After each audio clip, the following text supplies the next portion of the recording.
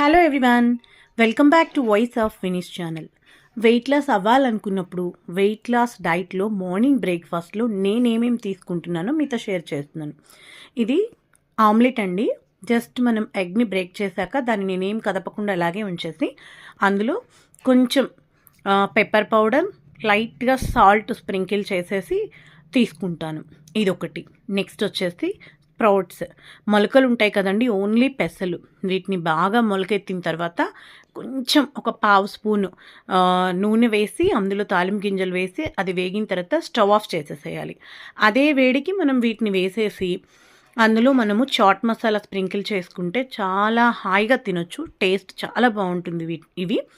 అలాగే అదే స్ప్రౌట్స్ని మనం బాగా గ్రైండ్ చేసేసుకొని అందులో కొంచెం రాగిపిండి, ఒక స్పూన్ రాగిపిండి, ఒక స్పూన్ గోధుమ పిండి, ఆనియన్స్, పచ్చిమిర్చి వీటిని వేసేసి ప్యాన్ మీద మనకి నచ్చిన షేప్లో ప్రెస్ చేస్తూ మనం అటువైపు ఇటువైపు కాల్చుకొని తినేసేయచ్చు.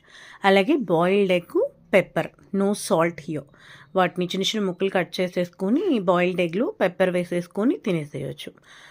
స్టమక్ ఫుల్గా ఉంటుంది. వెయిట్ లాస్లో చాలా బాగా హెల్ప్ అవుతాయి.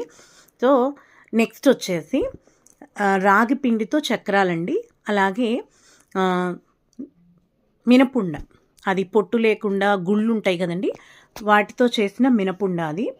ఇది ఈవినింగ్ స్నాక్స్ అండ్ డిన్నర్ రెండు కలిపి ఇదే నాకు. ఇంకా డిన్నర్లో నేను ఇది తీసేసుకున్నాను. అలాగే సీజనల్ ఫ్రూట్స్ మనకి నచ్చినవి ఏవైనా తినొచ్చండి.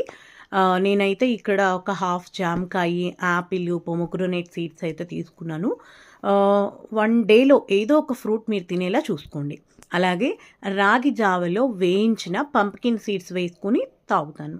ఇది అంటే మనం విడిగా తినలేము అనుకున్నప్పుడు ఇందులో వేసుకుంటే కొంచెం ఆ జావలో క్రంచీగా డిఫరెంట్ టేస్ట్ ఉంటుంది. ఒకసారి ట్రై చేయండి మీరు కూడా. ఇవే కాదు, సన్ఫ్లవర్ సీడ్స్ అవి కూడా వేసుకోవచ్చు. ఇది వచ్చేసి మార్నింగ్ బ్రేక్ఫాస్ట్, మల్టీగ్రెయిన్ దోశ, అలాగే మిల్లెట్ చపాతీ ఒకటి, బీట్రూట్ కొంచెం మసాలా వేసి కర్రీ, అలాగే అల్లం చట్నీ, వీటితో తిన్నాను. టేస్ట్ అయితే చాలా చాలా బాగుంది. మనము పెసరపప్పు, మినప్పప్పు ఇవన్నీ కలుపుకొని దోశ చేసుకుంటే ఎక్కువ తినలేం, ఒకటి ఎక్కువ మనకి. సో మనకి హెల్త్కి మంచిది, వెయిట్ లాస్ అయ్యే వాళ్ళకి చాలా బాగా హెల్ప్ అవుతుంది.